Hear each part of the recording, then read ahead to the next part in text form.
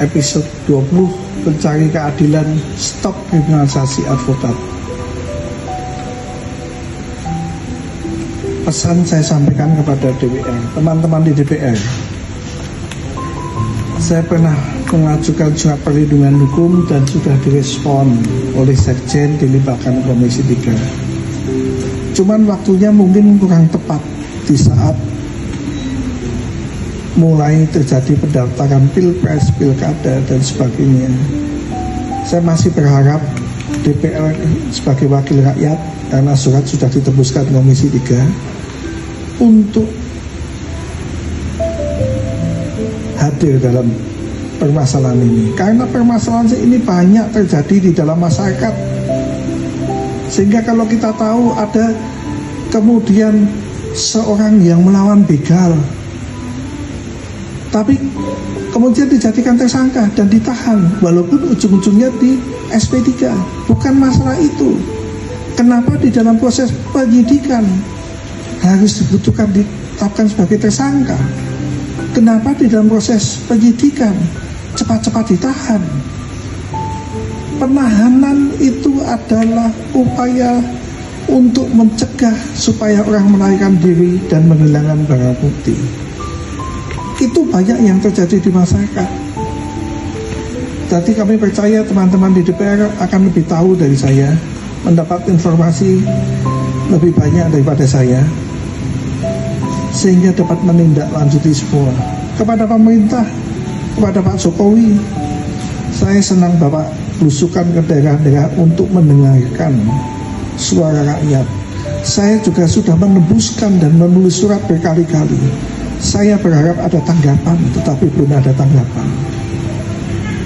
Banyak lingkaran Bapak yang memanfaatkan posisinya, kedekatan dengan Bapak, untuk melakukan sesuatu yang pasti Bapak tidak senang, sesuatu yang merugikan rakyat. Karena kedekatan dengan Bapak, sehingga semua proses upaya mencari keadilan menjadi berhenti. Oleh karena itu saya senang Mas Gibran kemudian meneruskan di dalam posisi pemerintahan. Saya sudah mengirimkan TikTok ini semua dalam WA yang Mas Gibran tampilkan dalam Instagram. Saya akan melihat tentang kenyataannya. Kepada Pak Prabowo dalam janji-janji kampanye, yaitu tentang penegakan hukum, saya senang. Saya menantikan aksi nyata. Siapa yang tidak kenal dengan Pak Mahfud? Dia juga salah satu dosen saya. Saya senang tanggapan-tanggapan beliau tentang penegakan hukum saat ini di Indonesia sangat merosot. Tapi surat yang saya tujukan pada Menko Polhukam, walaupun sudah ditindaklanjuti, saat ini juga tidak berjalan. Karena itu ada tugas pada pemerintahan yang akan datang, proses penegakan hukum.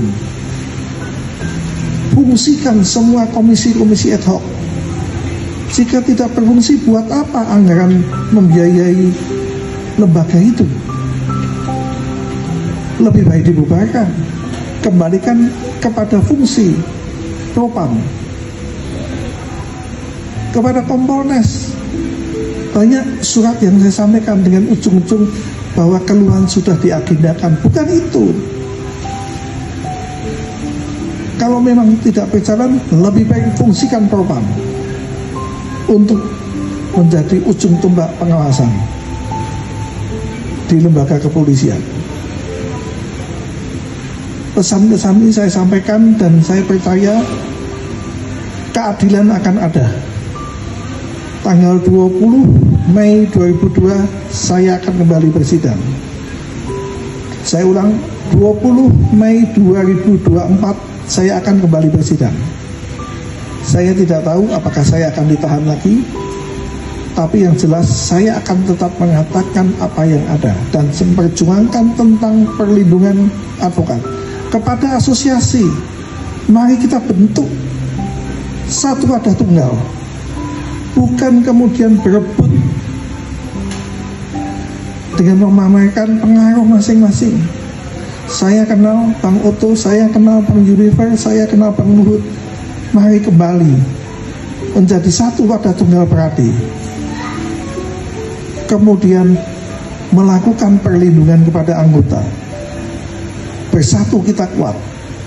Kalau tidak, kita akan dikriminalisasi terus-menerus. Terima kasih.